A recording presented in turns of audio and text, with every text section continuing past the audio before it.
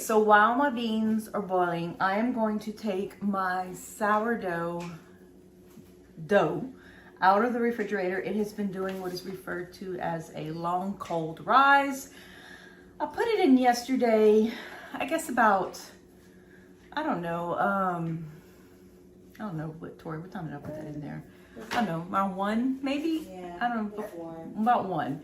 So I put that in there, and so I'm gonna take it out, and it's got to warm to room temperature, which takes about 2 hours. So I figure by the time I'm done with all my beans and all that kind of stuff, the dough will be ready to shape and do its final rise and get stuck in the oven. So I'm gonna go get that dough out of the freezer. Fridge, not the freezer. Don't put it in the freezer. Okay guys, here it is. Look at that, that's my sourdough. I'm gonna link below the recipe that I use and the method that I use for my sourdough. My sourdough was given to me by a dear friend who was starting to make sourdough bread, and I know she sells it off and on. So I asked her, hey, show me how to make sourdough. So she gave me a little bit of starter. My first loaf turned out horrible because I didn't follow the recipe that she gave me, and I really should have. It takes a little bit longer. I tried to do an easy way, and it just didn't work. So this is my sourdough. It is at room temperature. So it says to take it out, and I need to weigh it in 1,000 gram balls. It's gonna make 2 loaves, and so I have my 2 loaf pans here, and so it's gonna make 2 loaves, and so I am going to turn this out, divide it into 2 balls, and get it to bench rest for 30 to 45 minutes. Never done this before, y'all. Like I said, my last one did not turn out. Let me wet my hands. I don't have a bench scraper or anything like that, so it is all my hands. I'm gonna lower you guys just a little bit. Hold on. There. Okay. Just so you can kind of see what I'm doing. All right. So I'm taking this out right here. Usually Tori helps me film, but baby is napping right now, so she is also napping. So anyway, so this here. All right. So my friend told me to use a wet countertop, and I didn't do that. So, oops. Okay, maybe this is why I don't get things done correctly. So I got me a knife. I'm gonna divide it about in half-ish, and then I'm gonna weigh it and see. I guess I really should get a bench scraper, huh? Okay, so it doesn't want to let go. Let's weigh this. Okay.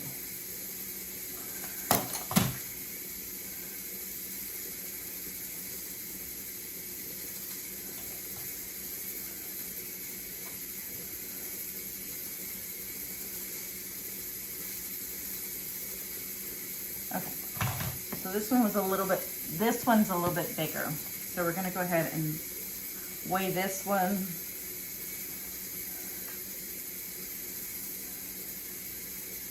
Okay. This one's 1,008, and this one is 992. Okay, all right. Perfect. Okay, so what I'm gonna do is I'm gonna roll these into just a nice little ball. I'm gonna go wet my hands again, hang on.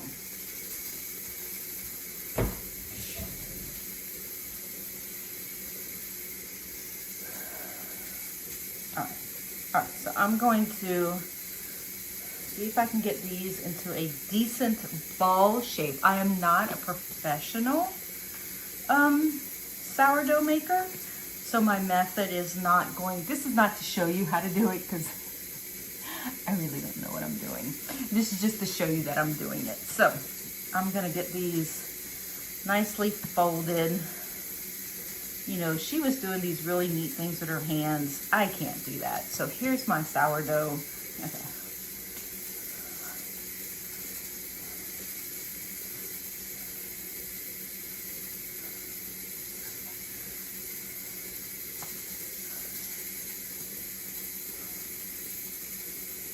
I think I'm gonna get some some parchment paper and set these on the parchment paper because I don't think I want them getting stuck to my counter. You know what I'm saying? Okay. So let me get that parchment paper. Hang on, guys. Okay, so I'm out of parchment paper. So like I said, I am not a professional, so don't take my word for it. And I'm plopping these babies on some freezer wrap, the shiny side, in the hopes that they don't stick. All right, these babies need a rest for 45 minutes. So that's what I'm gonna do. I'm gonna let them rest for 45 minutes.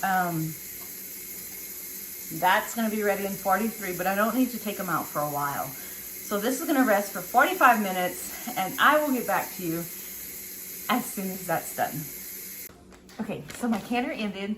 I turned it off and I unplugged it. And so right now I'm just kind of letting it depressurize. And so I have my sourdough right here. And so I am going to follow the, okay, so my dough is not very shapely like hers was. So what I'm going to do is it says to flatten the ball on a floured board with your rolling pin to degas. So I'm gonna put y'all down. Okay, let's see if I can do this.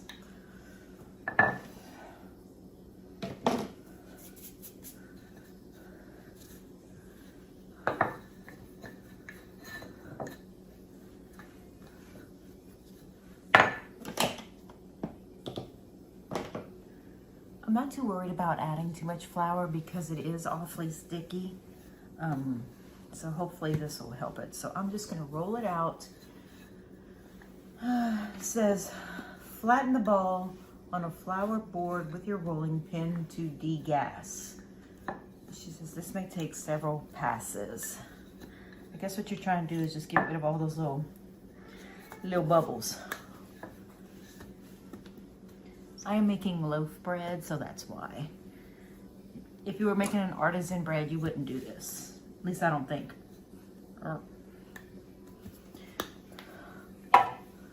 Okay. It says to shape it into a rectangle.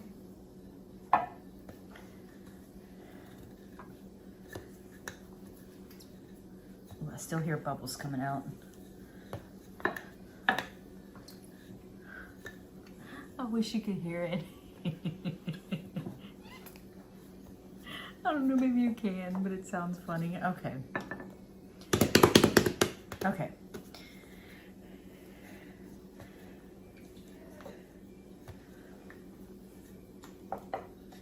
Okay.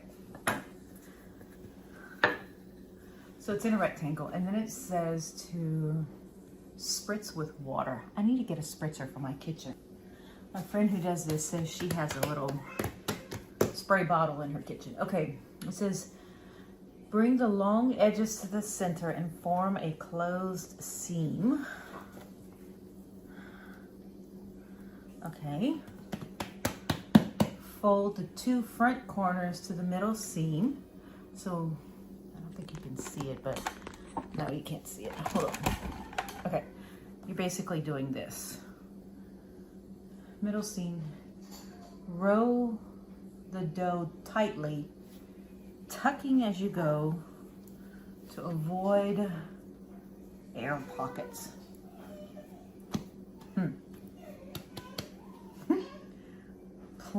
Pinch the ends and flatten the seam. No idea. Okay, so I'm going to take this, and then it says to place it into your oiled loaf pan.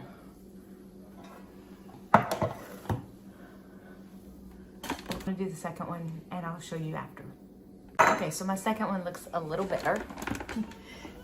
See, this is my second one. That's my first one. I think I understood more the assignment. Okay. So it says to let sit on the counter for 2 to 4 hours until the dough reaches the top of the bread pans.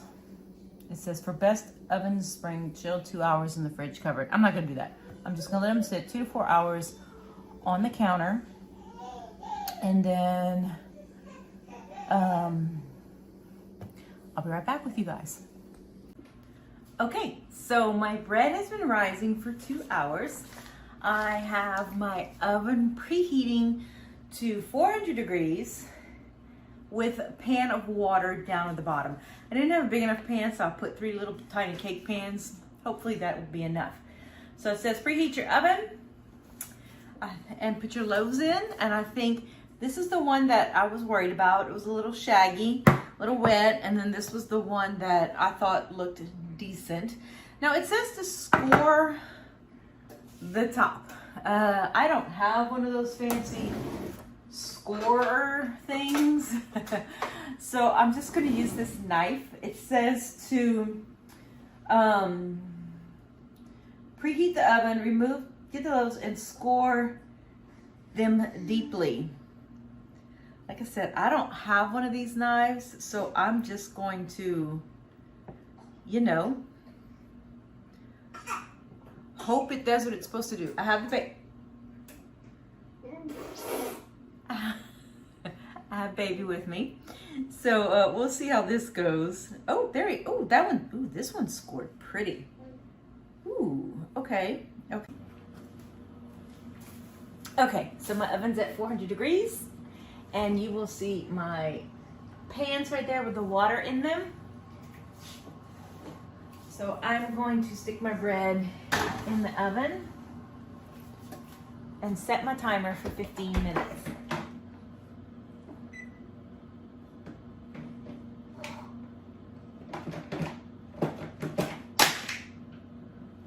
And when this goes off, then what I'll do is I will come back, lower the temperature to 345, I believe it is, and bake it for another 25 or 30 minutes.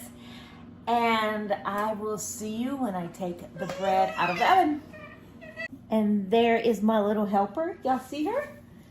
She is eating a teething biscuit and keeping herself busy. She is teething. She is eating solid foods, but her teething's making that kind of a little difficult. So she's, you know, 6 months old. So that is the baby. Oh, baby. Huh. There she is.